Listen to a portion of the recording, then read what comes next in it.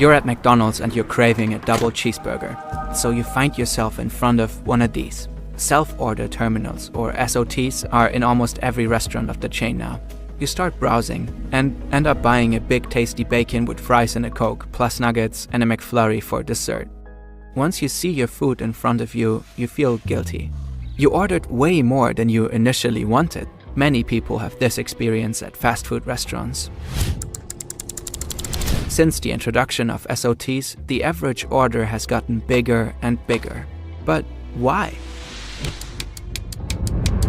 Today, we're going to talk about one of the most used user interfaces in the world and its countless tricks to take as much money as possible from you.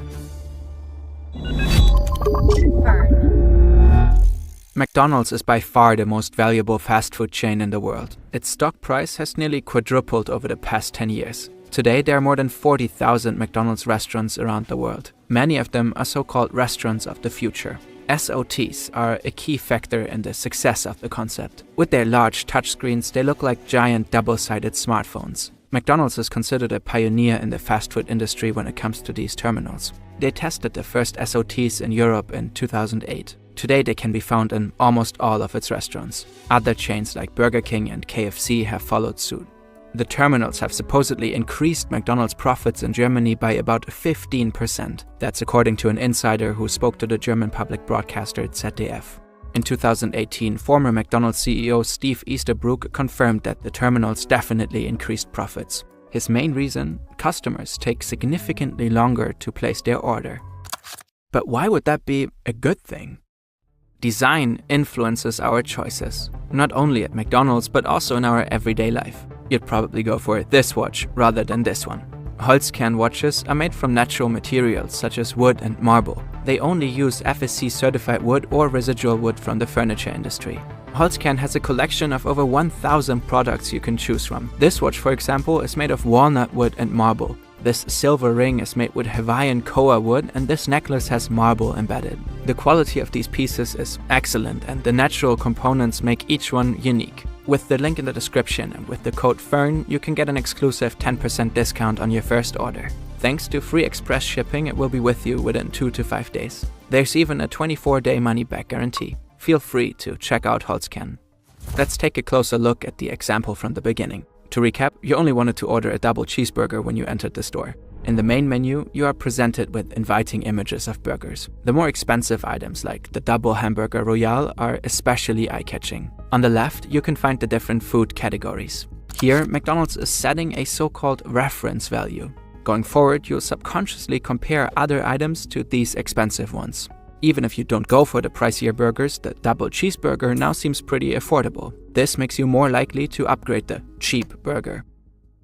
We've just seen 2 examples of nudging. Nudges are designed to influence our behavior by presenting options in different ways. Sometimes they are subtle and sometimes more obvious. In this case, the icons on the side are much smaller than the prominently placed menus in the center. More space on the interface demands more of your attention. The same thing happens once you enter the submenu. The big burgers are at the top and the cheaper ones are at the bottom. It's like a supermarket shelf. You have to bend down or scroll down to see the cheap stuff. The more expensive items are at eye level. As a result, you don't even notice the double cheeseburger because of all the juicier burgers on top. The big tasty bacon in particular is just too tempting to resist. Make it a meal? Yeah, why not? Fries and a Coke, let's go. Should you get the McMenu small or the regular McMenu for just 50 cents more? Well, of course, the regular then. Anything else? Cheeseburger? No. Nuggets? Yeah, you're in the mood for that. The colorful animation you see when you make the purchase isn't random. It's there to reward you and make you feel good about adding things to the cart. Next, the terminal doesn't take you to the checkout, it just takes you back to the menu. Now that you're looking at it, a dessert would be nice too. Why not get a McFlurry? Wait, how much is that now in total? Oh, down here, it's 19.97 euros. This trick is called a dark pattern. Dark patterns are designed to get users to do things that aren't in their best interests. This is done by presenting information in a way that isn't neutral or by leaving things out on purpose. A classic example would be the colored Accept All Cookies button, while it may take several clicks to select only necessary cookies. The terminal interface is similar, whilst less extreme. The total amount is hidden in a tiny corner of the large screen. Standing in front of it, you have to actively look down to find the price.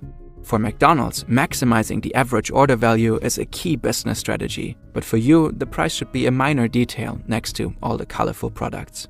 In a statement to us, McDonald's Germany states the screens are as big as they are to present information as clearly and appealing as possible. They are also designed for accessibility. Now, it's finally time to pay.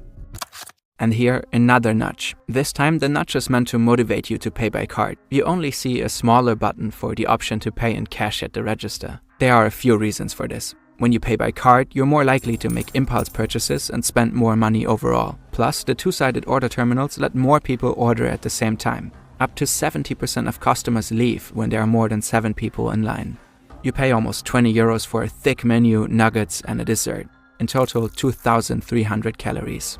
Once the food is in front of you, and even more so after you devoured it all without mercy, you ask yourself, how did this happen again? The interface is a prime example of upselling. During the order process, you were tricked or at least subtly manipulated into buying more than you originally intended. Instead of a double cheeseburger, you end up with the Big Tasty menu and those nuggets on top. In many small steps, the terminal repeatedly confronted you with moments of comparison. These comparisons create subconscious pressure.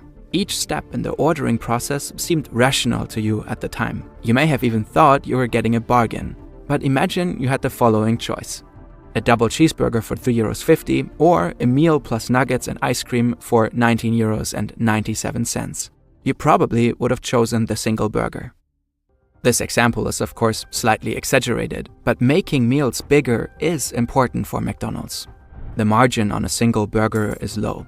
Only when you add drinks, fries and ice cream, your order becomes really profitable for the chain. Those add-ons are cheap to buy and easy to prepare. That's why the menu is crucial for McDonald's. It works on the principle of bundling. The price is based on the most expensive product, like the Big Tasty. For McDonald's, the additional drinks and fries make the offer worthwhile. At the same time, for the customer, it appears to be a bargain, as the items in the bundle are much cheaper together than if they were purchased separately. Cross-selling also plays an important role in menu management. The SOT suggests additional products to you. That's much more effective than the usual "Would you like some fries with that?" at the counter. There are no social pressures, often no queue behind you, no one watching. Often customers stand back to back in front of the terminals. And that's how you ended up with nuggets you hadn't planned on buying. McDonald's Germany confirmed that the average order size at their SOTs was slightly higher than at the counter. What slightly means in their definition remains unclear. We did ask for a ratio but received no answer. In 2015, the fast food company reported to have served more than 69 million customers every day in over 100 countries. About half of all orders were placed through the order terminals. This makes the McDonald's terminal one of the most used interfaces in the world, probably only surpassed by TikTok, Instagram and such. McDonald's could potentially collect a ton of data every day. Data which they could use, for example, for A/B testing. Customers could randomly be shown different versions of buttons, like different sizes, colors, or wordings. Or some customers might see a recommendation for 6-piece nuggets, while others might see 9-piece nuggets. With these tests, McDonald's could continuously optimize the UI based on millions of data points to squeeze out the maximum amount of additional items purchased. It could be anything from the exact size of the sidebar to the color of the salad leaves or the way the desserts are arranged.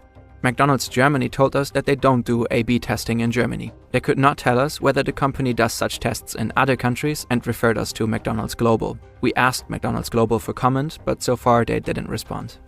Friends in the US and UK have tested the terminals in their countries for us. The user interface seems to be pretty similar. It's probably safe to assume that the techniques discussed in this video come into play in McDonald's restaurants in one way or another all over the world. There's no doubt that SOTs improve the customer experience. They save time and make the whole process more chill, a real blessing for introverts. And you don't have to worry about being judged at the register if you want to treat yourself to a big meal with 2 desserts. But SOTs have a downside too. They are explicitly designed for you to maximize your bad choices. The techniques used are not unique by any means, but often invisible at first glance. You might think this is all so see-through and you're not influenced by little nudges or dark patterns. But people are. Otherwise, these terminals wouldn't be this effective, and a giant conglomerate like McDonald's wouldn't use them.